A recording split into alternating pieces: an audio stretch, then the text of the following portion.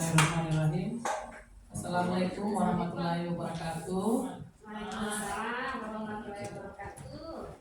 Terima kasih kepada Bapak Ibu yang sudah bersedia meluangkan waktunya untuk mendengarkan kami berdua untuk diseminasi budaya positif yang ada di SD 01 Sumatera Utara. Rencana untuk kegiatan diseminasi ini selain tujuannya untuk sebagai salah satu tugas, dan rencana juga kami akan berkolaborasi untuk memberikan sedikit pengetahuan yang telah kami dapatkan tentang budaya positif yang ada di SD 01 Sumatera Utara. Kami akan berkolaborasi dan mungkin untuk yang pertama akan diisi oleh Ibu Isra Lestari. Pada beliau waktu tepat saya persilahkan. Baik, terima kasih Bu Jumiati Aris. Assalamualaikum warahmatullahi wabarakatuh. Selamat siang Bapak Ibu Guru. Semangat pagi. Pagi. Luar biasa. Baik, terima kasih atas waktu perkenan Bapak Ibu untuk hadir bersama kami di kegiatan hari ini, yaitu diseminasi budaya positif. Ya, baik, langsung. Ya. Budaya positif. Budaya positif itu merupakan sesuatu yang terlahir dari kebiasaan-kebiasaan positif yang berkelanjutan dan berlangsung dalam kurun waktu yang cukup lama agar terciptalah budaya positif. Ya, untuk membangun budaya positif berarti sekolah perlu menciptakan lingkungan yang positif, aman, dan nyaman agar murid mampu berpikir, bertindak, dan mencipta dengan merdeka, mandiri, dan bertanggung jawab. Salah satu strategi yang perlu ditinjau ulang adalah bentuk disiplin yang dijalankan selama di sekolah-sekolah. Adalah bentuk disiplin yang dijalankan seperti apa? Pembahasan disiplin kali ini akan meninjau teori yang dikemukakan oleh Diana Goosen. Sebelum kita gali lebih lanjut tentang teori disiplin restitusi dan dari Diana Goosen, mari menyamakan model berpikir tentang disiplin itu sendiri. Lazimnya disiplin dikaitkan dengan kontrol. Dalam hal ini kontrol guru dalam pembelajaran. Baik, posisi kontrol menurut Diana Goosen ya dalam bukunya mengemukakan bahwa guru perlu meninjau kembali penerapan disiplin di dalam ruang-ruang kelas kita selama ini. Apakah telah efektif? Ya, apakah berpusat memerdekakan murid dan memandirikan murid? Nah, bagaimana dan mengapa? Melalui serangkaian riset dan bersandar pada teori kontrol Dr. William Glasser, Goosen berkesimpulan ada 5 posisi kontrol yang diterapkan seorang guru, orang tua, ataupun atasan dalam melakukan kontrol. Kelima posisi kontrol tersebut yaitu 1. Penghukum, 2. Pembuat orang merasa bersalah, 3. Sebagai teman, yang keempat adalah monitor atau pemantau, dan terakhir adalah sebagai manajer. Dari 5 posisi kontrol tersebut, ada di posisi manakah kita selama ini? Ayo kita bahas bersama. Posisi penghukum. Seorang penghukum bisa menggunakan hukuman fisik maupun verbal. Orang-orang yang menjalankan posisi penghukum itu biasa senantiasa mengatakan bahwa sekolah memerlukan sistem atau alat yang dapat menekan murid, ya, menekan lebih dalam lagi. Biasanya yang dipakai itu adalah patuhi aturan saya atau awas. Itu contohnya. Kemudian yang kedua, kamu selalu saja salah.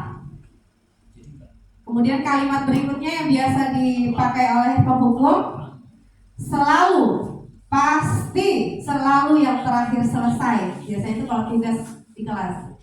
Ya. Kemudian guru seperti ini senantiasa percaya hanya ada satu cara agar pembelajaran bisa berhasil, yaitu cara dia. Jadi seolah-olah apa yang dilakukan guru itu yang terbaik menurut dia. Ya. Kemudian penghukum itu biasanya ada suaranya tinggi, kemudian bahasa tubuh mata melotot, ya, jari nunjuk-nunjuk, ya, Misalnya terlambat lagi, itu contohnya. Biasanya seperti itu ya kan? Ya. Kemudian akibatnya dari posisi kontrol sebagai penghukum, kemungkinan murid marah dan mendendam atau bersifat agresif. Bisa jadi sesudah kembali duduk murid tersebut akan mengulang perbuatannya. Ya. Kemudian posisi kontrol yang berikutnya adalah membuat orang merasa bersalah. Pada posisi ini biasanya guru akan bersuara lebih lembut, halus, ya, bahkan merasa kadang membuat orang merasa tidak nyaman dengan kalimat-kalimat yang dikeluarkan guru. Contohnya, berapa kali Bapak harus ngasih tahu kamu, biasanya gitu. Atau misalnya, gimana coba kalau orang tua kamu tahu kalau kamu berbuat begini. Kalimat berikutnya itu biasanya membuat orang merasa bersalah itu, kamu nggak kasihan kah sama ibu, misalnya seperti itu. Jadi banyak kalimat-kalimat pembuat orang merasa bersalah itu halus kesannya, tapi ternyata itu justru membuat anak merasa kayak sakit banget nih di dalam, terasa banget. Nah, nada suaranya itu lembut biasanya, guru yang seperti itu. Ah, kamu ini bagaimana sih, gitu kan? Atau misalnya, kali ini kamu benar-benar mengecewakan ibu deh. Itu termasuk pembuat merasa bersalah. Akibat dari pembuat merasa bersalah tadi, murid itu akan merasa bersalah terus dan merasa gagal terus merasa mengecewakan gurunya. Akhirnya seperti kayak merasa nggak punya kebaikan dalam dirinya. Kemudian posisi kontrol yang ketiga adalah sebagai teman. Nah, kalau sebagai teman, posisi ini tidak pernah menyakiti sih, pada intinya tidak pernah menyakiti, namun akan tetap berupaya mengontrol murid melalui persuasi. Posisi teman pada guru itu negatif ataupun positif. Posisi berhubungan ini misalnya contohnya, ayolah bantu demi Bapak Ibu guru, ya. Kemudian contoh berikutnya adalah, ayo dah, selama ini kan Bapak sudah bantu kamu, tolong dong sekali ini bantu saya. Seperti itu. Posisi kontrol sebagai teman, hal negatifnya itu biasanya karena cenderung merasa akrab dengan guru, kadang anak-anak lupa batasan antara seorang guru dengan murid. Jadi terlalu over akrab, akhirnya mereka kadang cenderung kayak seenak-enaknya, kadang seperti itu. Ah, guru kan sayang, guruku baik, seperti itu. Ada plus minusnya posisi sebagai teman tadi. Kemudian posisi sebagai monitor atau pemantau, ya. Monitor berarti mengawasi. Jadi pada saat kita mengawasi, ya, kita bertanggung jawab atas perilaku orang yang kita awasi. Nah, cenderung ketika kita merasa perlu mengawasi, apa-apa sedikit-sedikit bergantung pada konsekuensi, bergantung kepada peraturan yang sudah dibuat. Dikit-dikit langsung lari ke sana. Misalnya, apa yang telah kamu lakukan? Ya, ingat gak sanksinya apa? Konsekuensinya apa dari apa yang udah kamu lakukan? Seperti itu. Dari jauh itu bawaannya sudah mikirin, ini anak salahnya ini nih, hukumannya akan ini nih nanti nih. Misalnya seperti itu. Biasanya itu posisi pemantau, dan dari jauh-jauh tuh udah mencari-cari sebab akibatnya. Kemudian pada posisi ini guru itu akan terkesan langsung kayak menghakimi langsung. Kamu terlambat berapa menit? Berarti kamu sudah tahu apa yang harus kamu lakukan, misalnya seperti itu. Jadi terkesan seolah-olah langsung tanpa ada titik koma mengizinkan murid untuk memberi kesempatan untuk menjelaskan apa permasalahan mereka. Nah, posisi kontrol yang terakhir adalah manajer. Pada posisi manajer adalah posisi di mana guru berbuat sesuatu bersama murid, mempersilahkan murid untuk mempertanggungjawabkan, berpikir sendiri apa kesalahannya, kemudian kira-kira apa yang harus dia lakukan supaya memperbaiki. Jadi guru tidak mencocari dengan pertanyaan-pertanyaan yang terkesan menghakimi, tapi guru cenderung memancing dengan pertanyaan, kamu ada apa hari ini? Kenapa seperti ini? Misalnya seperti itu ya. Kemudian, kamu ingat gak apa yang sudah kita yakini bersama tentang sekolah itu harusnya seperti apa? Dan kemudian kalau ketika dia sudah sadari apa yang dia lakukan salah, kita minta dia untuk koreksi dan mencari sendiri perbaikan untuk dirinya. Jadi bukan kita yang membuat kamu berarti harus begini enggak, tapi apa yang harus kamu lakukan kalau sudah seperti ini misalnya. Oke, kita lanjut. Bisa jadi dalam praktek penerapan disiplin sehari-hari kita kembali ke posisi teman paling sering ya. Ya, Bapak Ibu biasanya paling sering ke posisi teman atau pemantau. Ini sudah banyak yang menyadari bahwa selama ini yang digunakan adalah posisi kontrol dan posisi kontrol teman dan pemantau. Ya. Oke, lanjut Mbak Jum. Ini. Sekian, terima kasih. Jadi sedikit tadi yang saya sampaikan adalah tentang posisi kontrol yang kita gunakan selama ini sebagai seorang guru. Yaitu ada berapa tadi?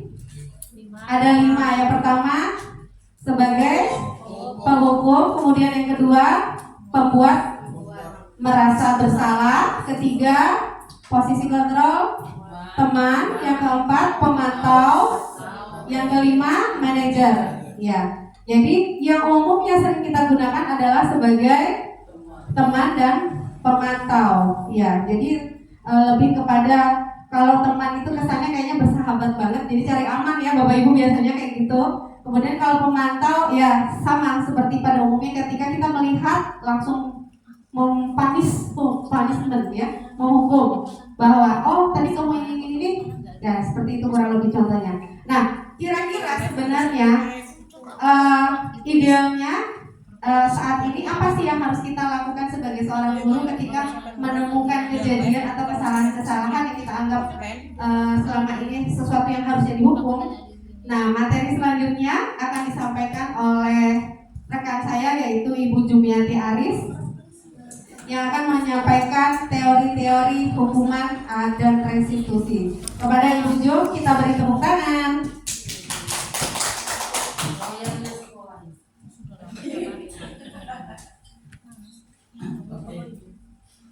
Terima kasih atas kesempatannya Bu Rara.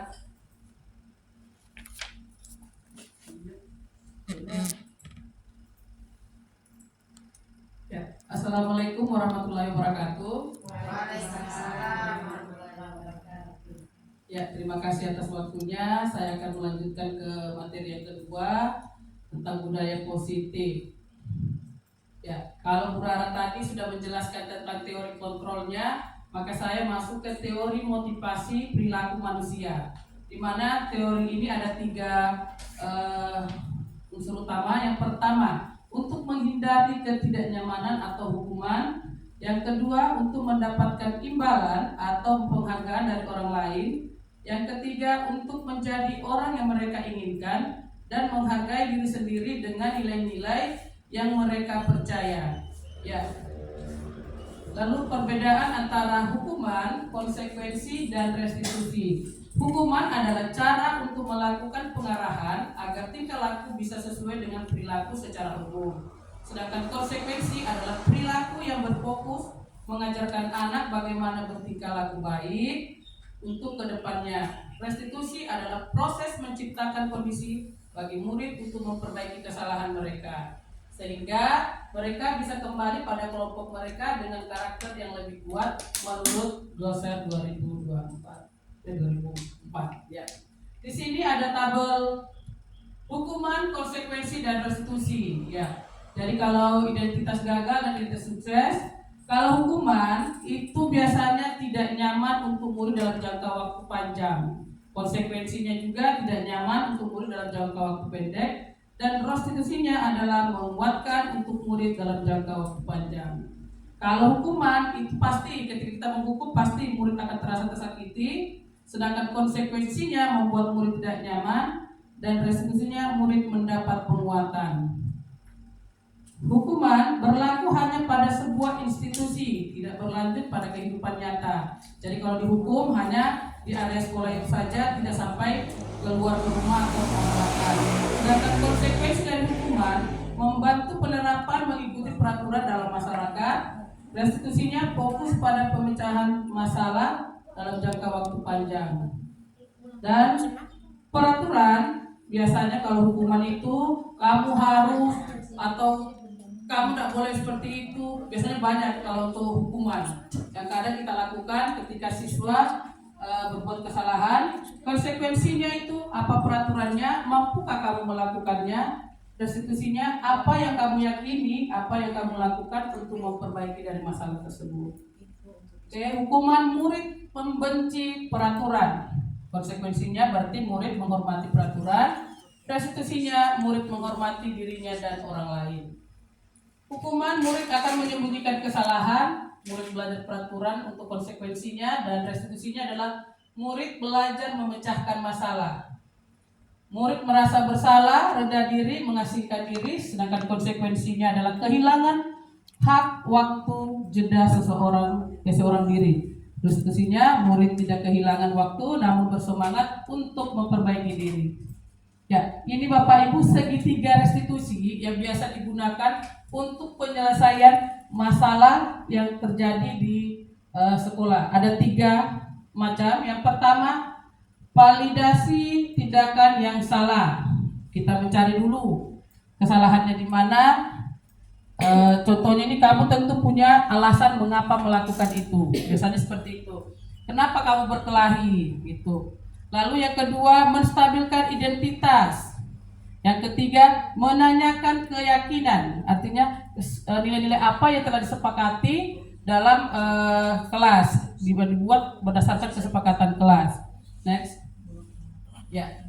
Keyakinan kelas, atau biasa kita mungkin kalau di kelas itu biasanya kesepakatan kelas merupakan sebuah fondasi dan arah tujuan sebuah sekolah atau kelas yang akan menjadi landasan dalam memecahkan konflik atau permasalahan di sebuah sekolah maupun kelas. Prosedur pembentukan keyakinan kelas atau sekolah. Yang pertama, mempersiapkan warga sekolah atau murid di sekolah kelas untuk bercurah pendapat tentang peraturan yang perlu disepakati di sekolah. Kedua, mencatat semua masukan-masukan para murid warga sekolah di papan tulis atau di kertas besar. Yang ketiga, susunlah keyakinan kelas sesuai prosedur pembentukan keyakinan kelas. Gantilah kalimat-kalimat dalam bentuk yang negatif menjadi positif. Tinjau kembali daftar surat pendapat yang sudah dicatat. Setelah keyakinan sekolah selesai dibuat, maka semua warga kelas dipersilakan meninjau ulang dan menyetujui dengan menandatangani keyakinan kelas atau sekolah, termasuk guru dan semua murid. Ya, ini salah satu contoh pemecahan masalah dengan segitiga restitusi. Ya, kedengaran nggak Marara? Ya, ini tentang siswa diberikan tugas untuk dikerjakan di rumah, ternyata siswa tidak mengerjakan di rumah, malah mengerjakan di kelas. Jadi saya menggunakan segitiga restitusi. Yang pertama adalah menanyakan kenapa itu bisa terjadi, hanya berbeda caranya. Jadi contoh saya dari sekolah, kenapa kau sekarang dikerjakan?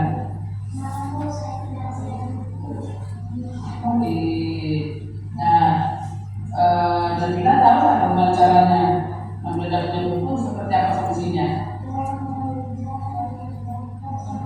Stabilkan identitas. Ya, jadi tapi pastinya ada kesepakatan kelas yang dibuat. Apa yang kita disepakati bersama?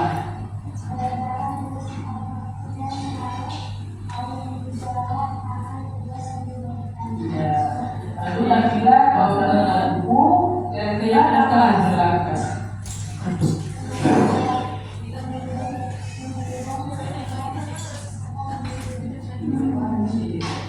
Dia tahu solusi apa yang dia lakukan, dia tidak bersyukur, jadi bisa melihat atau ibu. Ya, itu tadi penyelesaian siswa yang tidak mengerjakan tugas rumah, dikerjakan di sekolah, maka kita menggunakan segitiga restitusi. Dan selanjutnya tentang kebutuhan dasar manusia.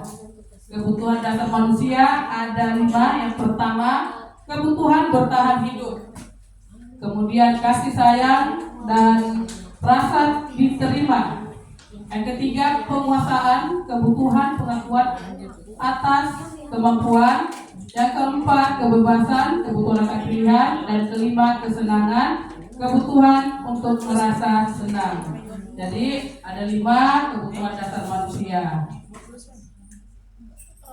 Ya, kesimpulannya menurut Dr. William Gibson dalam teori kontrol menyatakan bahwa setiap perbuatan memiliki suatu tujuan, dan selanjutnya menurut Diana Gosen bahwa mengaitkan nilai-nilai kebajikan yang diyakini seseorang, maka motivasi intrinsiknya akan terbangun sehingga menggerakkan motivasi dari dalam dan untuk mencapai tujuan mulia yang diinginkan. Sebagai pendidik, tujuan kita adalah menciptakan anak-anak yang memiliki disiplin diri sehingga mereka bisa berperilaku dengan mengacu pada nilai-nilai kebajikan universal dan memiliki motivasi intrinsik bukan ekstrinsik.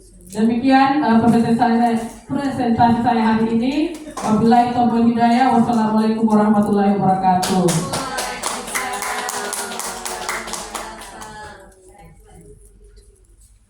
Ya. Oke. Sambil membuka ini mungkin ada sambil pelajaran buka pertanyaan tematik. Mungkin ada kita untuk sesi selanjutnya adalah sesi diskusi. Kalau mungkin ada Bapak Ibu ada yang mau ditanyakan, silakan jika ada yang mau ditanyakan. Oke, selamat sore. Sore. Tadi sempat saya mendengar dari Bu Rara juga ya, dikatakan bahwa dari kelima posisi kontrol itu yang paling bagus adalah manajerial. Tapi tadi saya juga mendengar bahwasanya tidak semua anak bisa kita posisikan di posisi kontrol manajerial karena tingkat kemampuan anak yang ada di tingkat berpikir anak belum nyampe gitu. Bagaimana dengan posisi seperti itu? Jadi ketika anak belum bisa berpikir, akan berpikir tingkat tinggi dan sebagainya. Berpikir tingkat tinggi. Anggap kelas 1 Kelas 1 itu misalnya. Apakah harus dengan posisi manajerial yang memang kita sudah sepakati anggap paling ideal? Oke, gimana Bu Rara? Silakan tanggapi. Siap. Pertanyaan Pak Rudi. Ya, ini menarik sekali ya. Terima kasih Pak Rudi. Jadi posisi manajer itu sebenarnya merangkum beberapa posisi kontrol yang lain. Sebenarnya secara tidak langsung itu, kalau menurut pandangan kami itu di dalam tuh posisi teman juga ada masuk ke dalam. Tapi mungkin tidak terlalu melekat seperti posisi teman yang sebenarnya tadi. Adalah sedikit ketika misalnya kita kalau kita memanggil anak-anak ngobrol gitu, kalau posisi teman kan cenderung lebih terlalu akrab dan terlalu banyak membela anak, sehingga anak merasa ketergantungan dengan guru. Tapi dengan posisi manajer diimbangi dengan, kalau saya lihat ada juga pembuat merasa bersalahnya juga ada di dalam manajer itu. Jadi tapi tidak terlalu nampak, tidak terlalu tebal terlihat. Jadi sebenarnya kan ketika kita menggali, ya misalnya dengan pertanyaan, mengapa misalnya seperti itu, ada apa tadi saya dapat laporan dari teman-teman apa yang terjadi. Nah itu saja kan dia membuat dia sudah berpikir. Mengajukan pertanyaan seperti itu sudah membuat dia berpikir bahwa dia punya kesalahan. Ya, guru tidak mendikte atau memaksakan kamu harus begini, kamu harus begitu. Dan itu sebenarnya bisa dilakukan di posisi kelas 1, 2, 3, 4, 5, 6. Hanya saja mungkin tingkat bahasa yang digunakan tidak seberat di level kelas 5, 6 misalnya seperti itu. Mungkin bahasanya kalau misalnya muridnya kayak misalnya Dasan misalnya kan, Dasan tadi kenapa gitu kan. Tapi kalau di kelas tinggi mungkin bahasanya Dasan apa yang sudah Dasan lakukan. Itu kan beda sudah, kedengarannya udah beda kalimatnya. Tadi kenapa? Dengan apa yang sedang kelas dan lakukan gitu. Itu mungkin cara penyampaiannya saja yang berbeda. Sebenarnya berpikir kritis itu sudah harus dibiasakan dari kelas bawah. Hanya saja mungkin kalimat-kalimat yang kita gunakan memang berbeda sekali antara kelas rendah dengan kelas tinggi. Dan itu selama ini belum kita terapkan karena yaitu tadi kita mencari enaknya, mencari cepetnya, gitu kan? Kadang guru cenderung lebih kayak sini misalnya kayak gitu, udah langsung mainan aja kan, gitu. Karena udah berpikir ini anak salah ini salah ini. Iya. Belum lagi misalnya modelnya misalnya kayak kita manggilnya sini ya, selama ini kayak gitu, soalnya kayak kita ini kayak hebat banget gitu. Guru kan selalu kayaknya seolah-olah selama ini merasa aku adalah guru yang harus didengar nih sama muridku. Aku adalah guru yang harus dihormati. Padahal selama ini kita adalah guru yang ditakuti. Bapak Ibu, kita mancing dulu dengan pertanyaan di depan. Ayo, kita berlomba. Hukuman dan konsekuensi. Ayo kita main tebak-tebakan. Ini termasuk hukuman atau konsekuensi? Mencatat 100 kali di dalam buku kalimat. Saya tidak akan terlambat lagi karena terlambat ke sekolah. Hukuman atau sanksi? Hukuman atau konsekuensi? Ayo. Oke, kita pilih hukuman. Benar atau salah? Salah. Ternyata dia termasuk konsekuensi. Lalu Tentang konsekuensi. Membersihkan WC sekolah karena mematahkan pensil kawannya. Bu Siti Nurhasana. Ayo, konsekuensi hukuman. apa Bu? Hukuman. Hukuman. Kita lihat ya. Ini kan. Betul. Satu. Kita lihat. Dari pertanyaan pematik tadi, kita bisa membedakan antara konsekuensi itu apa, hukuman itu seperti apa. Mungkin ada yang mau menanggapi, Bu Rini? Mau menanggapi tentang pematik tadi, antara ada perbedaan antara konsekuensi dengan hukuman. Nah, itu Nah, ada ini mainnya. yang mau bicara. Hukuman atau konsekuensi dilihat aja dari kalimatnya. Jika kalimatnya itu melanggar sebuah kesepakatan yang sudah disepakati, pasti itu konsekuensi. Ya. Kalau hukuman itu yang kesalahannya itu yang melanggar pasal, tidak. Ya. Oke, betul kata Bu Rini. Ada yang menambahkan? Iya. Bu Yuli, Pak? Kalau hukuman mungkin itu hanya salah satu pihak saja. Kalau Iya. konsekuensi itu dari dua pihak atau semuanya itu. Semuanya, ya. Oke. Kalau ini tadi udah dibahas sama Bu Jum ya. Jadi perbedaan hukuman, konsekuensi ya kan? Nah, hukuman itu tidak nyaman dalam jangka waktu panjang. Mungkin dia malu, ya kan? Merasa tersakiti. Kalau konsekuensi itu cenderung hanya dalam jangka pendek, murid itu tidak nyamannya. Jadi seru ya. Kami saja yang mengikuti ini Pak Rudi ikut ya, wajib. Ya, karena di dalam banyak games-gamesnya sebenarnya. Terima kasih. Tadi saya di kelas membuat kesepakatan kelas bersama siswa. Kemudian saya sampaikan materinya saya ambil Google, tapi disepakati apabila sama siswa saya sampaikan satu persatu, mereka menyepakati. Terus saya menemukan konsekuensinya apa.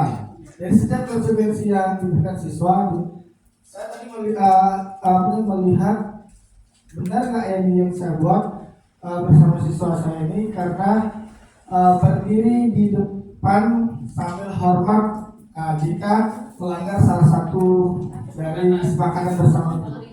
Dari segi ini apakah termasuk hukuman atau konsekuensi kalau berjalan ke depannya? Karena ini sudah kesepakatan kelas, karena mereka yang menentukan konsekuensinya, bukan saya gurunya.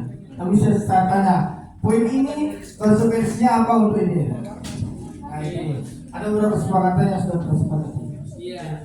Jadi tadi sudah dibuat kesepakatan kelasnya Pak Rudi, dan salah satu dari kesepakatan itu jika dilanggar harus berdiri dan hormat di kelas atau di lapangan? Di kelas. Berapa? Mau menanggapi? Ya. Ya, silakan. Jadi apa tadi inti pertanyaannya bahwa Kesepakatan kelas yang sudah dibuat ketika dilanggar wajib untuk hormat di depan, berdiri dan hormat di depan kelas. Ya. Semua kesepakatan. Tapi itu adalah kesepakatan kan? Kesepakatan. Iya. Itu hormatnya seharian atau hanya pas satu pelajaran itu saja? Satu pelajaran. Wah, tapi itu bisa jadi konsekuensi sekaligus hukuman. Itu hukuman. Ya Hukuman. yang Kalau menentukan itu mereka. ya, Nah, misalnya seperti kesenang sudah belajar dengan suasana senang. Nah itu hukumannya nyanyikan lagu. Apa konsekuensinya? Konsekuensinya nyanyikan lagu. Siap. Mereka yang menentukan. Iya. Berarti Jadi kalau menyanyikan lagu mungkin itu konsekuensi. Iya. Tapi ketika Dia melanggar hormat, berdiri. berdiri seharian sampai pelajaran selesai dengan Membuat hormat, anak itu tidak nyaman. Iya. adalah hukuman itu. Dua-duanya Hukuman itu bukan lagi konsekuensi Ya. karena itu Jadi hukuman itu dari tadi jam 7 sampai jam 12 sudah tidak dihormat Betul. orang itu. Jamnya dikurangi ya. bukan itu Pak, ada hal yang paradigma kita yang harus kita luruskan kembali. Apa pola pemikiran kita tentang keyakinan kelas tadi, kesepakatan itu bahwa membuat suatu keyakinan adalah menanamkan nilai kebajikan di dalam diri siswa. Jadi keyakinan ini kita sepakati di awal sebagai bentuk tanggung jawab siswa terhadap apa saja sih yang harus dia lakukan, sehingga meminimalisir pelanggaran-pelanggaran yang bisa terjadi. Jadi contohnya gini Pak Rudi, ketika Pak Rudi tadi di kelas membahas tentang kesepakatan, ya keyakinan kelas, maka ditekankan bahwa itu adalah sesuatu yang harus kita yakini, harus kita lakukan. Jadi tidak perlu mengungkit atau mengangkat kalau kamu tidak melakukan itu, apa yang akan kamu terima, ya kan? Nah, tidak perlu. Jadi singkirkan hal negatif yang akan menjadi pemicu kegagalan konsekuensi keyakinan tadi. Jadi dalam hal ini, dalam budaya positif adalah satu hal yang perlu kita tekankan bersama, bahwa munculkan atau mendominasikan hal positif, hal negatif kita singkirkan. Jadi ketika di kelas kita buat keyakinan bersama siswa, usahakan sebagai motivasi, bukan sebagai hal yang menakuti, gitu loh. Jadi kalau misalnya seperti tadi Pak Rudi sudah buat kesepakatan, berarti kalau kalian melanggar hukumannya ini loh. Berarti yang akan tertanam dalam jiwa, hatinya dan pikiran anak-anak, aku nggak boleh terlambat, nanti aku kena hukuman. Berarti kan dia sudah mengalami ketakutan yang tidak dirasadari, gitu loh. Jadi dia datang ke sekolah motivasinya supaya tidak dihukum. Ya, harusnya dia datang ke sekolah adalah sebagai wujud dari rasa tanggung jawab dia bahwa aku harus ke sekolah tepat waktu, tidak boleh terlambat karena aku seorang murid yang disiplin. Nah, gitu loh maksudnya. Nah, silakan. Baik, apa yang disampaikan saudara sebenarnya ideal sekali ya. Ya. Tapi dalam implementasinya, ketika nanti ke depannya, oke lah, misalkan saya hapus mengenai konsekuensi yang walaupun itu sebenarnya dibuat oleh siswa. Nah, konsekuensi ketika nanti perjalanannya, nah siswa tidak mengikuti kesepakatan kelas itu bagaimana? Ya. Karena kita kan tadi bilang mau positif. Benar.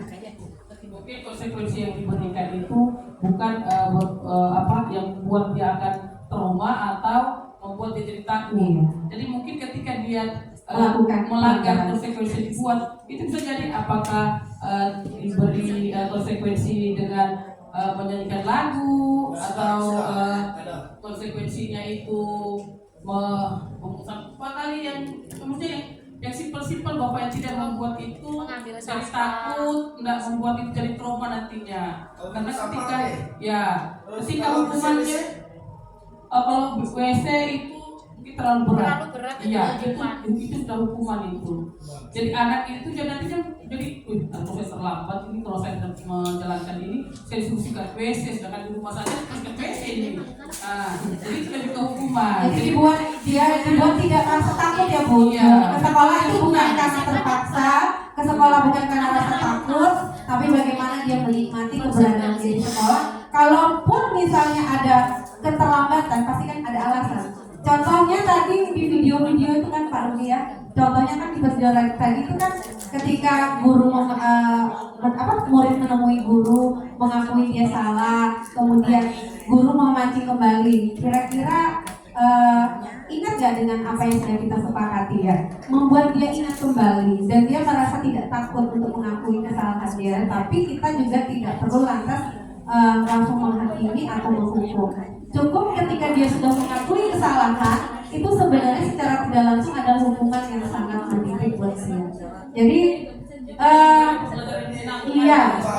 iya, jadi itu sudah tadi di awal kita sudah sampaikan bahwa merubah paradigma kita itu memang sulit. Ya ideal banget, memang ideal. Tapi itu tadi selain itu sebenarnya yang menjadi bentrokan utama kita adalah kondisi di rumah dengan kondisi sekolah. Kita mencoba di sekolah untuk menerapkan prinsip restitusi, tapi di rumah loh kenyataannya mereka harus mengalami kekerasan, kekasaran, hukuman yang lebih parah. Akhirnya sampai ke sekolah malah terbawa suasana di rumah. Nah, itulah tadi mengapa sekolah ini perlu menjadi tempat untuk meluruskan kembali yang bengkok-bengkok tadi itu. Kita tidak bisa meluruskan, tapi kita bisa menjadi tempat yang membantu meluruskan gitu loh, seperti itu. Memang yang kedua selanjutnya kita perlu kerjasama memang. Kita perlu kerjasama dengan pihak orang tua. Makanya kita perlu membangun komunitas. Kedepannya kita akan punya rencana selain kita akan sering berdiskusi dengan teman-teman guru untuk memahamkan sepemahaman dengan prinsip tentang budaya positif tadi, kita juga perlu memanggil orang tua. Orang tua itu harus sering kita bimbing juga loh untuk sepaham dengan sekolah. Jadi selama ini kan orang tua terkesan seperti kayak hanya menitipkan, tapi tidak tahu apa sih sebenarnya yang harus mereka lakukan supaya trilogi pendidikan ini apa ya istilahnya apa ya hubungan ini berjalan dengan baik, ya lancar dan sukses. Pendidikan itu tidak hanya guru dan murid saja, tapi orang tua juga penting harus tahu apa yang harus dia lakukan. Kurang lebih seperti itu ya Pak Rudi ya. Jadi memang agak sulit, idealis banget memang, tapi memang berat teorinya mungkin idealis, tapi pelaksanaannya sangat berat karena melihat yang ada di lapangan ini itu sangat jauh sekali Pak Rudi. Ya, di lapangan ini lebih banyak menghukum, lebih banyak memberikan hukuman. Nah, sedangkan yang tadi kita harus membuat pembelajaran yang menyenangkan, harus memberikan konsekuensi yang positif kepada anak-anak. Memang itu sangat berat sekali untuk dilakukan. Tapi pelan-pelan kita berusaha untuk merubah paradigma lama kita yang agak bego-bego itu untuk mulai menipu dari bawah. Oke? Ya. Jadi ingat itu ya Bu Jum. Kami punya teman di angkatan kami itu guru dari SMK 2. Ketika mereka mencoba mempraktekkan restitusi, kan mereka biasa nih sekolahnya disiplin militer kan, semi militer. Jadi ketika gurunya mencoba halus, muridnya ketika dipanggil di SMK 2 itu kan ketika anak-anak menghadap guru, Rudi siap, ya kan? Siap salah. Jadi ketika gurunya melakukan Rudi, anak-anak bingung anak-anaknya. Apa ini? Ya kan? Saya biasa ya. Biasanya siap salah Pak. Ya siap. Begitu. Nah ternyata gurunya harus menggunakan bahasa yang lemah lembut, yang tadinya melankolis jadinya lemah lembut. Jadi gurunya sendiri bingung, apalagi siswanya bingung. Bagaimana menggunakan segitiga restitusi itu untuk menyelesaikan masalah, sedangkan sikap yang dibangun dari awal itu memang sikap kemiliteran yang tidak bisa siapa mungkin itu dan tapi memang perlu dipahami konsep pendidikannya juga memang karena dia memang SMK pelayaran ya. Jadi apa Selimanita kembali lagi kepada visi dan misi mereka bahwa versi disiplin untuk mereka memang seperti itu. Jadi tidak bisa juga memang teori restitusi ya. Tapi kalau sekolah umum seperti kita pada umumnya apalagi kelas menengah sekolah dasar, mungkin teori restitusi ini bagus banget untuk diterapkan supaya mereka betah semangat untuk ke sekolah. Baik, bagaimana Bu Jo? Sudah cukup? Masih ada yang mau bertanya? Kalau tidak, oke, silakan tanggapan Bu Dede. Tanggapan dari rekan guru penggerak. Sedikit meluruskan terkait dengan kesepakatan atau keyakinan kelas. Sebenarnya bahasa yang digunakan sekarang itu adalah bukan kesepakatan tapi keyakinan yang dipakai ya keyakinan kelas. Kalau kesepakatan itu hanya disepakati tapi tidak diyakini. Nah, kalau diyakini artinya dia melakukan dengan kesadarannya sendiri dan dengan bahasa keyakinan kelas. Artinya itu hanya berlaku untuk di kelasnya. Jadi misalnya datang ke sekolah tepat waktu itu sudah masuk bukan keyakinan kelas tapi tata tertib sekolah, peraturan sekolah. Ketika di kelas itu adalah yang dimunculkan adalah hal-hal yang nantinya akan dilakukan di kelas.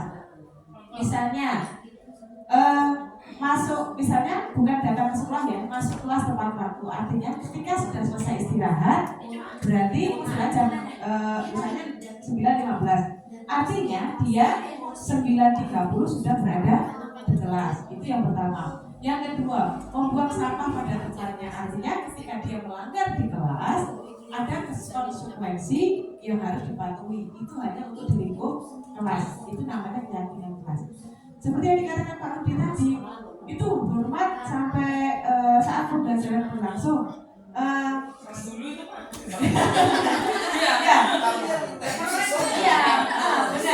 Jadi gurunya sendiri pun harus meluruskan bahwa tadi yang dikatakan oleh Bu Ju dengan Bu Rata,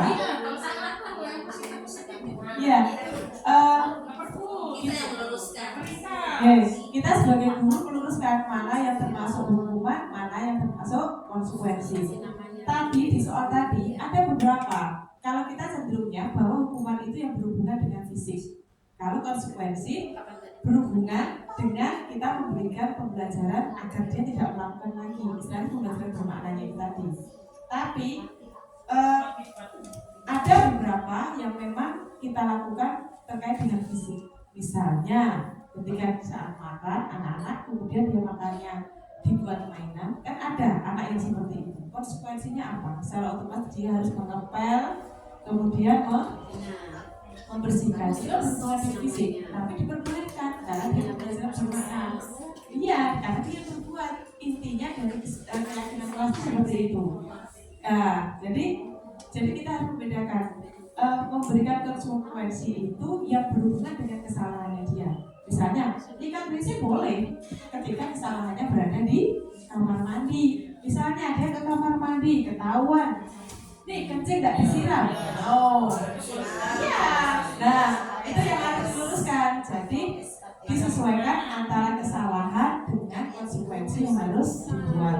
Misalnya tidak mengerjakan PR, Bapak suruh lari 10 kali di lapangan, agak nyambung. Nah, kerjakan PR-nya 2 kali kerjanya misalnya, itu aman. Karena apa istilahnya memberikan pembelajaran karena kesalahan yang telah diperbuat. Jadi antara kesalahan dengan konsekuensi yang sinkron. Ya, mungkin itu.